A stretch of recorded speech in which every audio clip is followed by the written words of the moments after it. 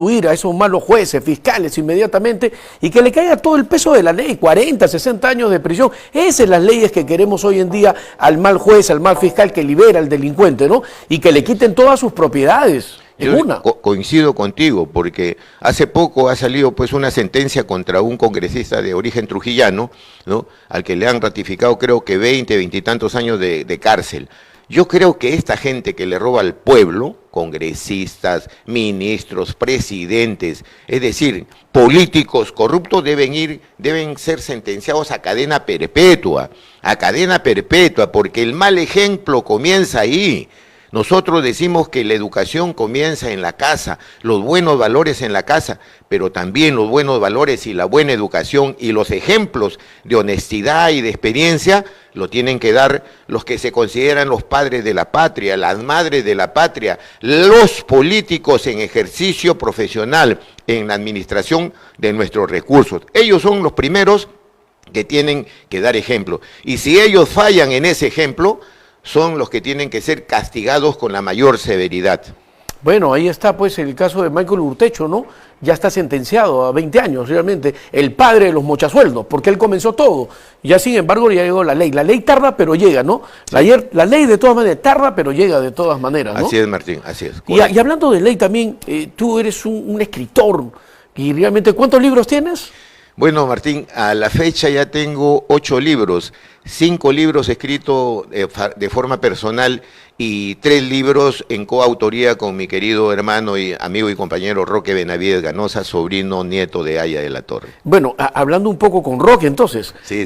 ¿Han escrito de la minería o qué? No, mira, hemos escrito con Roque, Víctor Raúl, el ser humano, que relata él ahí y tomamos algunas anécdotas muy importantes de la relación familiar que tuvo con Víctor Raúl. De esa parte que muchos de nosotros no hemos visto en este gran líder, en este filósofo, en este orador de grandes multitudes. Se conocía esa capacidad, pero en el aspecto personal nadie sabía esa intimidad que tenía, la preocupación que tenía, ese quehacer cotidiano de Víctor Raúl por preocuparse por temas de alimentación, de salud, de aspectos judiciales, de muchas personas que llegaban a buscarlo, y que él no les preguntaba si eran militantes o afiliados del Partido Aprista Peruano, sino que inmediatamente se ponía a ayudarlos a solucionar sus problemas.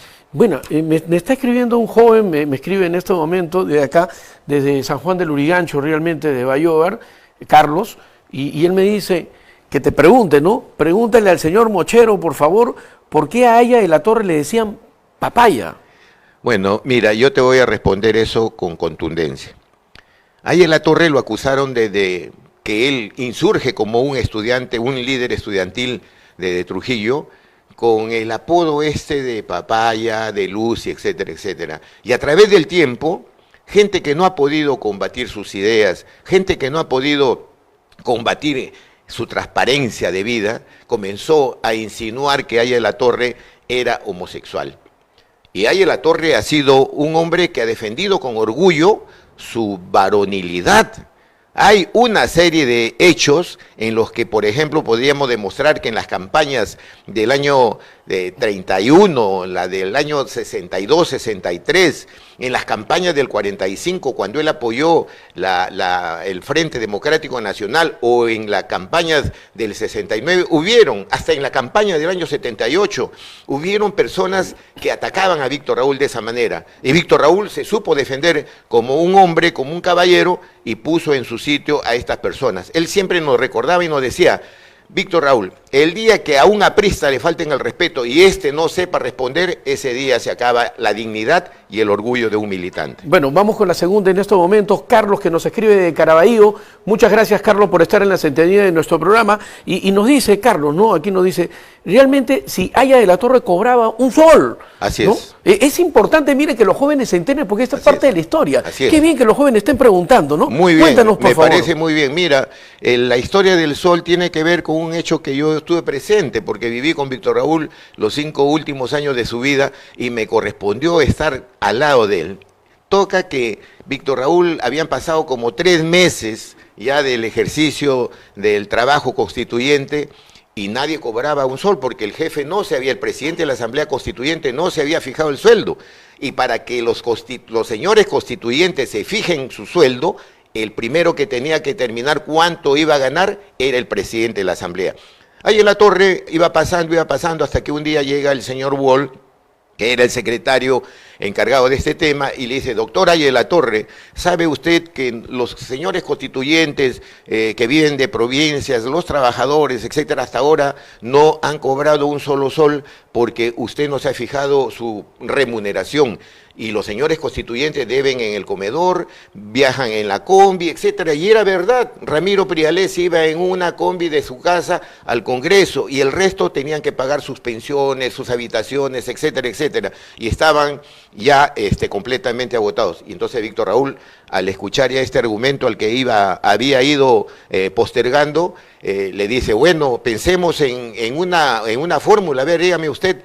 Y el señor Wall le dice: bueno, como usted no quiere cobrar, le dice, podría acogerse a la remuneración mínima y vital. Y en ese tiempo, el sueldo mínimo era 70 soles mensuales. Y ahí en la Torre dijo: eso es mucho. Bueno, entonces déjenme pensar, y siguieron pensando porque tenían que resolver el problema. Y le dijo: ya encontré la fórmula, voy a cobrar la unidad monetaria que tiene el Perú, un sol. Y así fue que se fijó un sol como el sueldo de Víctor Raúl, que nunca cobró los cheques. Los cheques, cuando llegaban, la llevaba el secretario a la oficina y los tenía ahí. Cuando llegaban los dirigentes sindicales, Víctor Raúl, a manera de souvenir, les obsequiaba ese cheque de un sol que no había sido cobrado y había sido girado lógicamente por el Congreso para darle efecto. Qué bonita historia, y que corrobores que has sido testigo realmente, sí, claro, del cobro de un sol. De muchos hechos.